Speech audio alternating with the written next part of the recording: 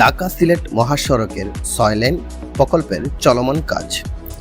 সিলেট বিভাগের ৪টি জেলার মিলনস্থল মৌলভীবাজার সীমান্তবর্তী শেরপুর ব্রিজ এলাকা হতে চলমান উসমানীনগর অংশে কিছু কাজের ভিডিও চিত্র।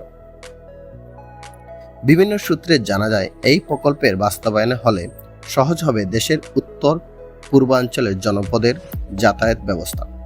একই সঙ্গে বদলে যাবে পুরো অঞ্চলের অর্থ সামাজিক প্রেক্ষাপট।